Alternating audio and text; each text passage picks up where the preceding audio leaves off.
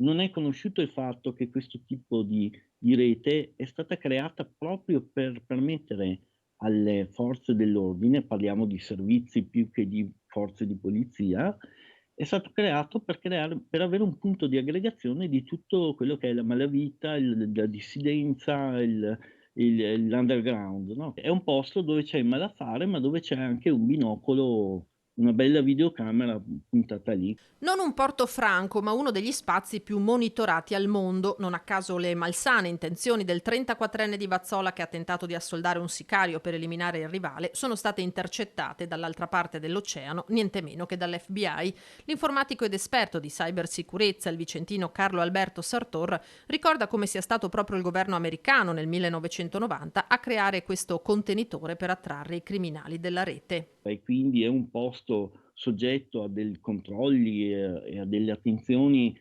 molto più alte che qualunque altro posto. Andare a fare una cosa del genere, diciamo, un po' è da polli. Gli accessi al dark web sono sempre più numerosi anche da parte di curiosi che forse neanche sanno di diventare potenzialmente dei sospettati. Scaricando un determinato software si può accedere a questa rete che è dark perché non si trova direttamente nei motori di ricerca sostanzialmente, cioè non è accessibile al primo che passa. Diciamo un po' come andare in un club privato, ecco.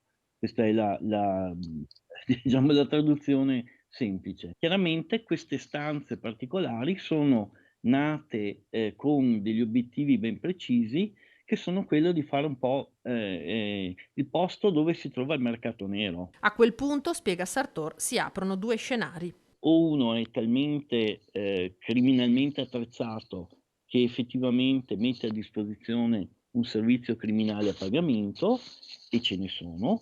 Poi c'è una parte invece in cui siamo alla millantazione o comunque al fatto che si scrive quella roba lì, ma poi in realtà l'importante è che uno paghi e poi non si fa quello che è stato, anche perché, chiaramente non esiste la fattura, non c'è la garanzia e molte volte la millantazione è la trappola più frequente.